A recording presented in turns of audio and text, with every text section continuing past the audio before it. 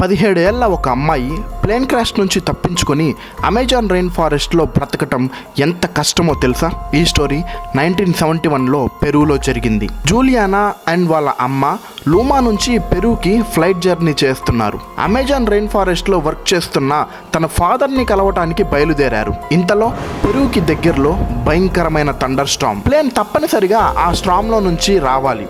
ఇంతలో ఒక పెద్ద లైట్నింగ్ స్ట్రైక్ ప్లేన్కి తగిలింది. ఆకాశంలో ఉన్నప్పుడే ప్లేన్ 2 ముక్కలైపోయింది. అమెజాన్ రెయిన్ ఫారెస్ట్ లో ఎక్కడో ఒక చోట ప్లేన్ క్రాష్ ల్యాండ్ అయింది. ప్లేన్ లో ఉన్న ప్రతి ఒక్కరూ చనిపోయారు.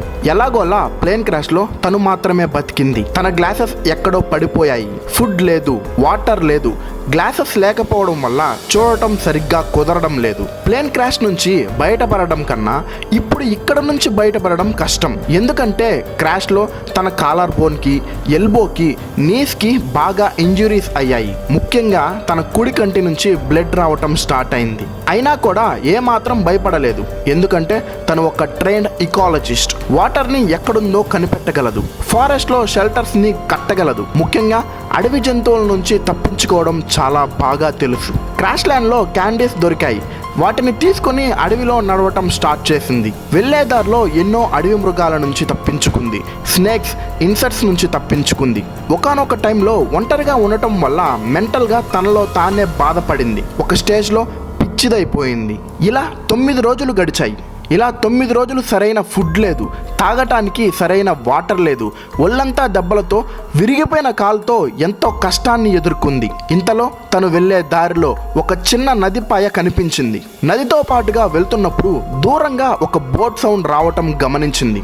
సౌండ్ వస్తున్న సైడ్ కష్టంగా పరిగెత్తింది. వాళ్ళకి వినిపించేలా అరిచింది.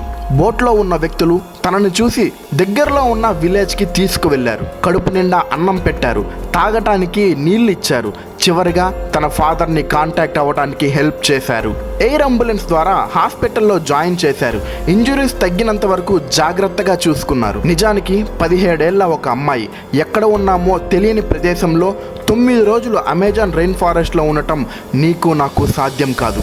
ఈ కథ తెలిసిన ఎంతో మందికి తను ఒక ఇన్స్పిరేషన్ అయిపోయింది. సో ఈరోజు మన టాపిక్ ఇక్కడితో అయిపోయింది. Thank you so much for watching Arjun Palvai YouTube channel.